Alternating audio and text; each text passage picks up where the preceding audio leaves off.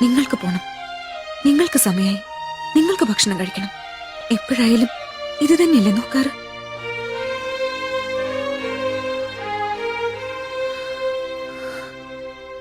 ഇത്ര നാളും ഞാനൊരു മാടിനെ പോലെ അവിടെ ജീവിച്ചത്.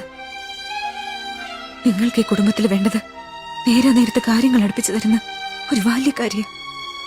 എന്റെ സ്ഥാനം അതിനേക്കാൾ താഴെയാണെന്ന് എനിക്ക് മനസ്സിലായി. അതുകൊണ്ടല്ലേ എന്റെ വീട്ടിൽ എന്ത് കാര്യം ഉണ്ടായാലും നിങ്ങൾക്ക് ഒരു പ്രശ്നമില്ലാത്തത്, ആര് മരിച്ചാലും ഒരു കുഴപ്പമില്ലാത്തത്. രാവിലെ മുതൽ അന്തിയാവുന്നത് വരെ ഈ വീടിനുള്ളിൽ എന്ത് ജോലി എടുത്താലും അതിനൊരു വിലയില്ല. അലക്കിയും തേച്ചും വെച്ചും വിളമ്പിയും ബാക്കിയുള്ളവർ ഇവിടെ കിടന്ന് കഷ്ടപ്പെടുന്നത് ഒന്നും ഒരു ജോലിയല്ല. അതിന് കണക്കില്ല, ശമ്പളവും ഇല്ല. അതൊക്കെ കുടുംബത്തെ പെണ്ണുങ്ങളുടെ കടമ.